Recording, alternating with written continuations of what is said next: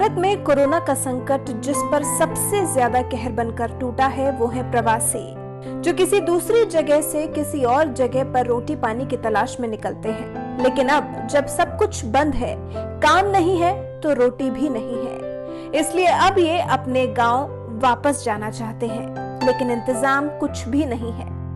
ऐसे में एक प्रवासी ऐसा भी है जिसे बरेली जाना है, लेकिन उसके पास जाने का साधन नहीं है। उसकी एक चिट्ठी वायरल हो रही है जो उसने एक साइकिल के मालिक को लिखी है और साथ में ये गुस्ताखी करने के लिए उनसे माफी भी मांगी है।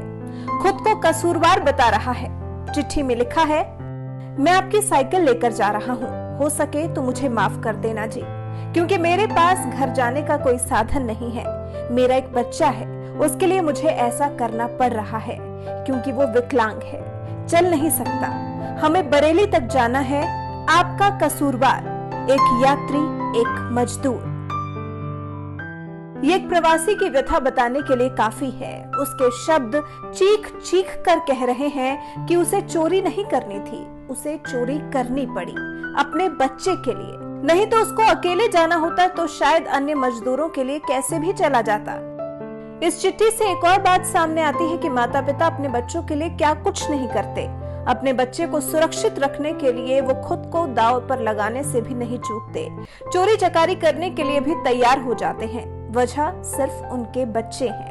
इस चिट्ठी को लिखने वाले मोहम्मद इकबाल हैं। इन्हें बरेली यानी कि 1150 किलोमीटर साइकिल चलाकर अपने बच्चे को गांव ले जाना है। और जिस शख्स की साइकिल चुराई गई है वो रारह गांव के सहनावली में रहने वाले साहब सिंह हैं, जिनको साइकिल गायब होने के बारे में जब पता चला और उन्होंने पूरे बरामदे को ठीक से देखा तो ये चिट्ठी पाई, जिसे पढ़कर उनकी आंखें भर आईं।